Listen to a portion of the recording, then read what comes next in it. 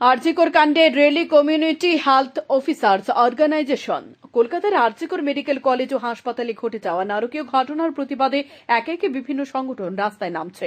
All Tripura community health officers অর্গানাইজেশনের পক্ষ থেকে দুষ্কৃতিকারীদের চূড়ান্ত শাস্তি চেয়ে সোমবার এক বিক্ষোভ র্যালির আয়োজন করা হয়।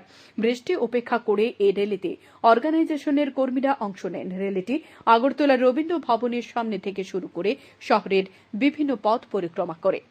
তাদের দাবি, আরজিকর কাণ্ডে দোষীদের কঠোর শাস্তি ও নারীদের নিরাপত্তা প্রদান করতে হবে।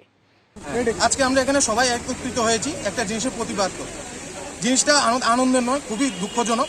আমরা কিছুদিন পূর্বে শুনেছি কলকাতার যে আরজিকরে লেডি ডক্টরকে জঘন্যভাবে ধর্ষণ এবং মার্ডার করা হয়েছে, এর প্রতিবাদ হিসেবে আজকে আমাদের এই সমবেত সভা এবং মিছিল। আমরা চাই অপরাধী যেন দ্রুত থেকে দ্রুততর ভাবে গ্রেপ্তার হয় এবং কঠিন থেকে কঠিনতম শাস্তি হয়, যাতে ভবিষ্যতে এরকম কাজ কেউ না করতে পারে। এবং আমরা কিছুদিন আগে এও দেখেছি উত্তরাখণ্ডে একজন স্টাফ নার্সকে অপহরণ করে তারপর ধর্ষণ ও মার্ডার করা হয়েছে। সেই ক্ষেত্রে আমরা সমানভাবে অপরাধীর দ্রুত শাস্তি কামনা করি। এই উদ্দেশ্যে আজকে আমাদের এই জমায়েত এবং মিছিল। আগরতলা শহরে এই ধরনের